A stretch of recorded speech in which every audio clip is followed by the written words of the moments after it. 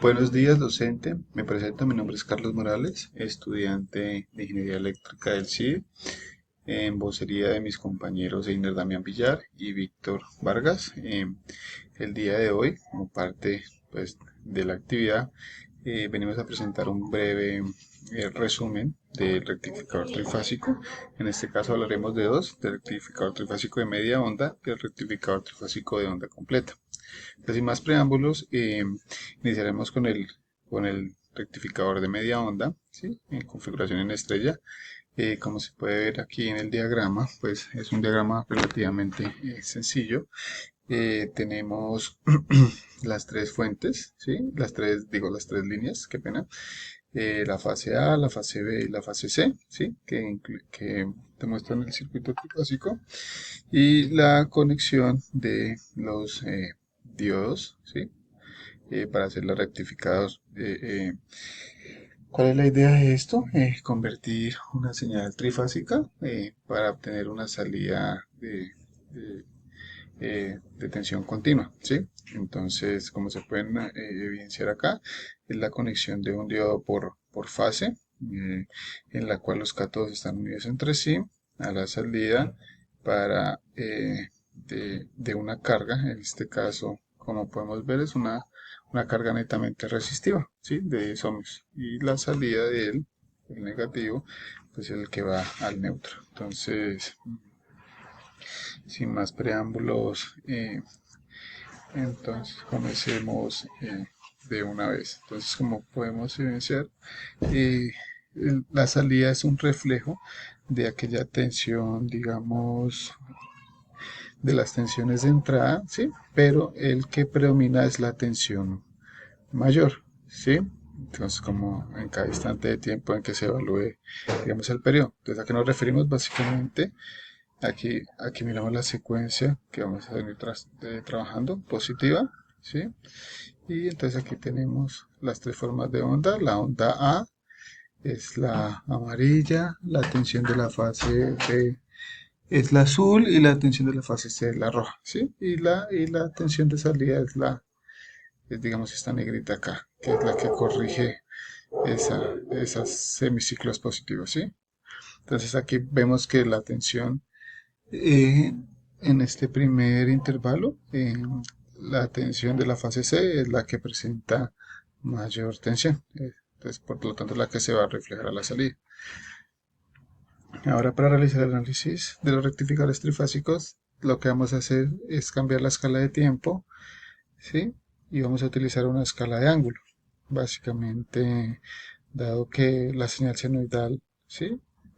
Se representa una tensión representativa de la tensión de fase, se puede escribir en la función tanto del tiempo como en una variable omega t. Acá la vemos, que vendría siendo el ángulo.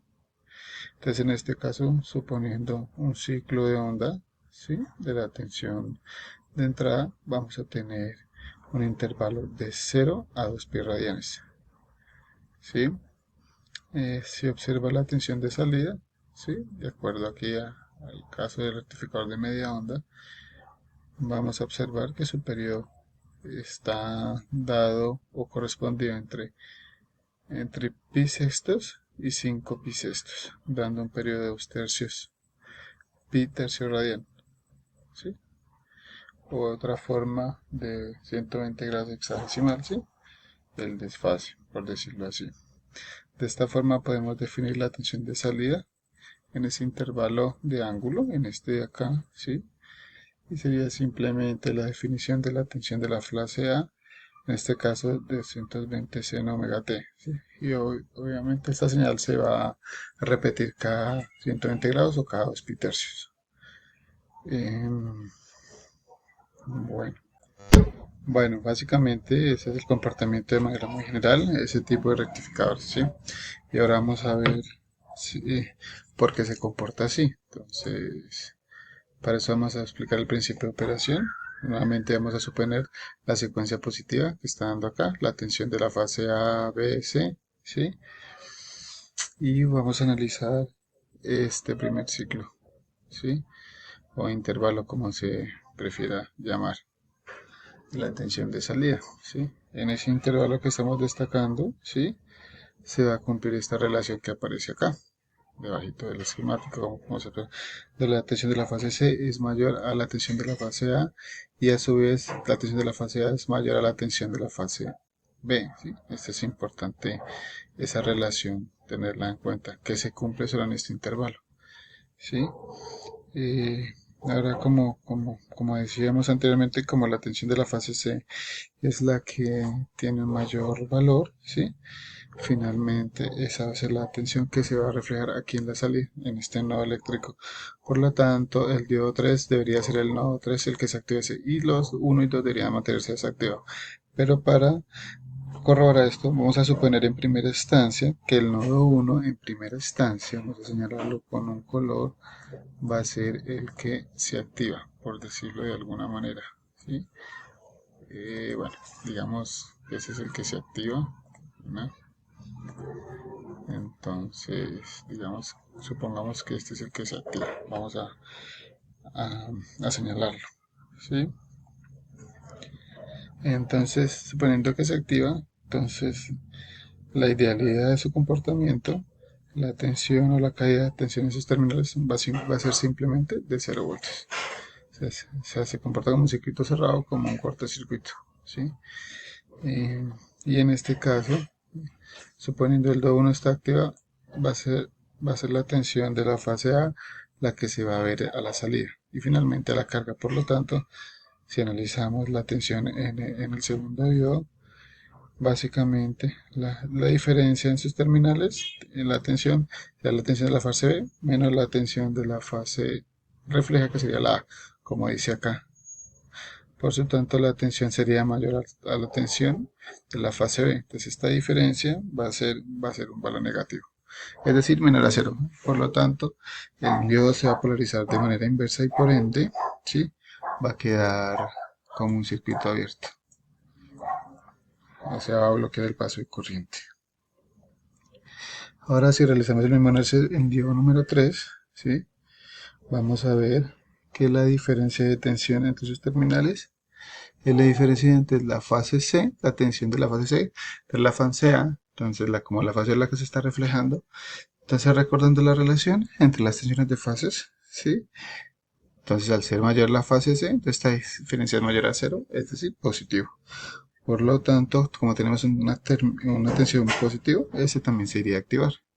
Y por ende se va a reflejar, y por ende se va a reflejar la tensión de la fase C, acá. Entonces recordemos que aquí simplemente tendríamos un cortocircuito. Y tendríamos que volver a analizar nuevamente qué pasa con el diodo número 1.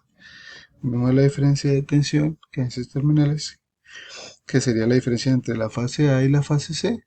Y en este caso va a ser negativo. Vamos a ver que sería negativa. Es decir, que la suposición inicial está mal hecha, ¿sí? Por lo tanto, lo que pasa realmente es que el diodo número 1 se va a mantener desactivado, es decir, va a estar bloqueando el paso de corriente. Este mismo análisis, ¿sí? Se puede analizar en cualquier intervalo de tiempo, teniendo presente que esta relación de tensiones va a variar dependiendo del intervalo que vayamos a analizar, ¿sí? Y vamos a obtener la misma conclusión, básicamente que el diodo que se va a mantener activado va a ser aquel que refleje la mayor tensión en cada instante de tiempo, ¿sí? Eh, bueno, bueno, y continuando, pues lo último que vamos a ver en ese rectificador de mediante trifásico es ver qué sucede si invertimos los diodos en la conexión del rectificador, ¿sí? Vamos a tener las mismas tensiones, las mismas secuencias, las mismas cargas se mantienen, lo único que hacemos es invertir los diodos, acá.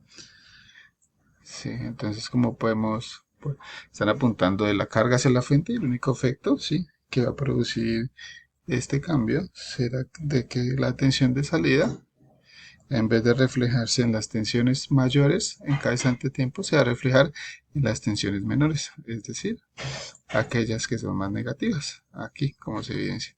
Es decir, se van a reflejar de cierta forma los semiciclos negativos, por decirlo de alguna manera. Obviamente lo podemos ver, el periodo va a seguir siendo el mismo, 2 pi tercios radianes, y podemos definir la tensión de salida en ciertas, o sea, podemos ver, digamos, la fórmula, ¿sí? La misma definición de salida sería, digamos, lo mismo que el anterior, ¿sí? Sino que en semiciclos negativos. Entonces, digamos que esta sería la única diferencia. Entonces, pero pues hay que tener en cuenta que este convertidor casi nunca se suele utilizar, ¿sí? Pero pues la idea es entender su funcionamiento y cómo eh, podemos analizar qué pasa cuando invertimos de ánodo a cátodo, es como para tener una, una idea, ¿sí? Entonces, más que todo era para entender un poco y entender el principio de operación del rectificador de onda completa. Entonces, bueno, siguiendo con esta explicación, vamos ahora a, a explicar por este lado el rectificador trifásico de onda completa. También se conoce como rectificador de Sirpulsa porque básicamente la tensión de salida presenta 6 ciclos, ¿sí? Digamos, en un periodo de la tensión de entrada, es decir, dentro de los pi radianes, ¿sí? Vamos a ver 6 ciclos o 6 ondas que se van a repetir dentro de ese periodo, ¿sí? Entonces aquí, como podemos observar el circuito, estructuralmente el circuito de 6 pulsos, ¿sí?